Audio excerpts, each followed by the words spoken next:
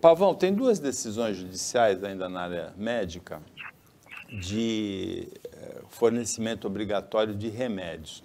Um deles mostra que algumas coisas são muito sem sentido, né? O remédio mais caro do mundo é o Zolgensma, né? Ele cura a atrofia muscular espinhal. Tem um bebê de Bertioga, Antonella, uma menininha de 11 meses, está 8 meses no Instituto do Coração em São Paulo, no Hospital das Clínicas, e a decisão judicial obriga a União já cumpriu a decisão, depositou 8 milhões de reais por esse remédio que cura, atenua, né, os sintomas dessa doença, que é raríssima.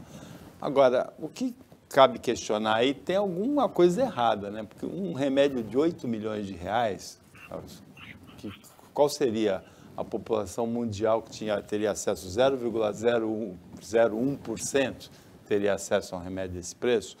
Não tem um mecanismo de produção desse remédio que disponibilize para as pessoas que tenham esse mal? De qualquer maneira, a União depositou. E outra decisão judicial é em relação a um remédio para convulsão, para epilepsia, à base de um princípio ativo encontrado na maconha, o canabidiol. E essa menina Antonella é de Bertioga. A de São Vicente, ela também tem uma decisão judicial favorável. O Plano de Saúde Sul-América vai ter que fornecer esse tratamento, é R$ 4.800 por mês. Não é 8 milhões de reais, mas também é caro, né, Pavão? Sim, Paulo. Só que aí acho que a gente tem que dividir essas duas informações, porque são duas notícias, inclusive a gente comentou semana passada, exatamente em relação à obrigação do plano de saúde, que está sendo estudado pelo presidente da República e pelo Congresso, a inclusão de diversos serviços na carteira dos planos de saúde. Foi vetado, né? Foi vetado, mas isso foi vetado e continua sempre na discussão. Porque o veto pode ser derrubado. Pode ser derrubado. Aqui, primeiro a gente vê, a bebê que está com atrofia muscular, que é o do remédio mais caro do mundo, eu entendo que a decisão e o desfecho seja o ideal. A União garante por dever constitucional esse remédio a uma brasileira. Tá? Não importa se é o mais caro ou não, isso está na Constituição. E eu defendo, sim, que o governo brasileiro de hoje, de ontem e de sempre, ele cumpra a Constituição. Então, eu vejo que foi uma decisão acertada.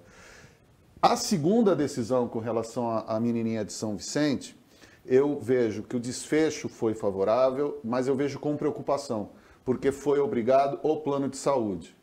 Então, aí a gente entra naquela discussão do contrato que foi firmado, a segurança jurídica.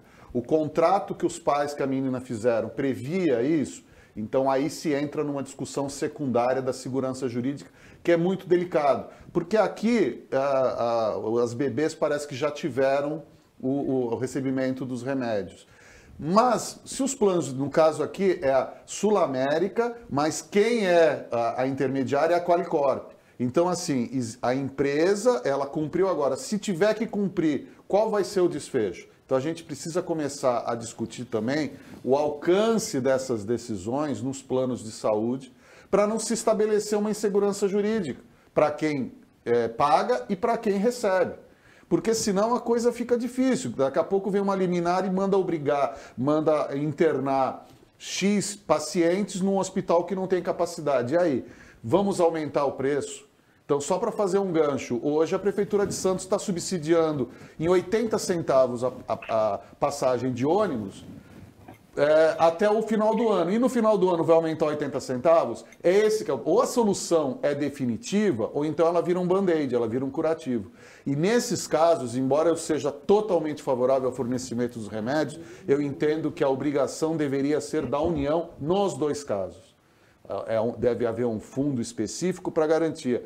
Porque senão, daqui a pouco, o plano de saúde simplesmente fala, se eu tiver que ser obrigado a fazer isso, eu fecho a minha banquinha aqui e vou, decreto falência, vou para o outro lado e todo mundo vai ficar dependente. Então, eu vejo que há uma necessidade muito grande de se discutir, antes que seja tarde demais, a segurança jurídica nos contratos de saúde e principalmente a sua abrangência. Qual é a abrangência? Porque se não tiver escrito, como é que a gente fica? João Vilela. Olha, essa questão, nós temos um sistema único de saúde que é um seguro. Nós pagamos por esse seguro e justamente para atender uma emergência, e essa é uma emergência. Aliás, eu vejo gastando 8 milhões a União num remédio como esse para a menina, fico muito mais contente. Aliás, é a solução, é a forma que tem que ser feita, a sociedade tem que cooperar, isso é uma cooperação de toda a sociedade para ajudar uma criança. Se fosse seu filho, minha filha, como fosse quem for, a gente ia lutar por todas as formas para salvar. Do que gastar 14 milhões, por exemplo, que a União vai ter que gastar para reformar o emissário submarino que quebraram agora há pouco tempo que estava em ordem. Aí sim é desperdício. Os 8 milhões está certíssimo de dar para o remédio. Os 14 milhões que vão dar para o emissário é para ver uma coisa que foi feita errada. Então, nós temos um sistema de seguridade social e temos um seguro, que é o SUS. O SUS nada mais é que um sistema que a população toda paga através dos impostos para que você tenha realmente numa emergência. E essa é uma emergência. A questão do canabidiol, de uso de remédios a partir da maconha, é uma coisa totalmente natural. Aliás, nós usamos, a morfina vem do ópio, da heroína também, é uma subespécie de heroína, a morfina, que quantas pessoas já precisaram usar morfina, o xilocaína que os dentistas usam também vem do ópio. Então tem uma série de medicamentos legalizados e usados que vêm da mesma origem de drogas ilícitas. E isso não tem nada de errado. Aliás, a maioria dos remédios foram criados, essas drogas que existem, principalmente as sintéticas, foram criadas principalmente para tentar resolver problemas médicos, e depois foram distorcidas. O êxtase, por exemplo, é um remédio de um laboratório alemão que era para moderador de apetite. Né? E eles viram que não serve para isso, mas usaram depois como de outra forma. Então, essa parte de utilizar produtos, e tem um preconceito, porque vem da maconha. Uma coisa é maconha para uso recreativo. Isso é uma questão que a sociedade tem que debater. O que eu não gosto da maconha, por exemplo, além de fazer mal, é o cheiro horroroso que aquilo lá tem.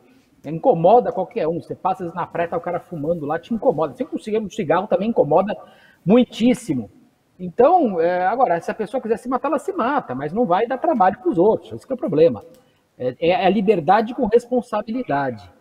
Então, o grande problema é esse. Agora, porque um remédio é derivado da maconha, não pode... Bobagem.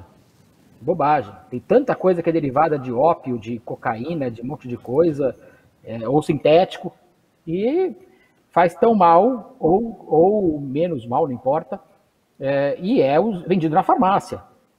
Então, a questão é saber usar cada coisa. Né? Podemos nos matar com um monte de coisas, não necessariamente dessa forma, mas temos que combater o uso errado das coisas.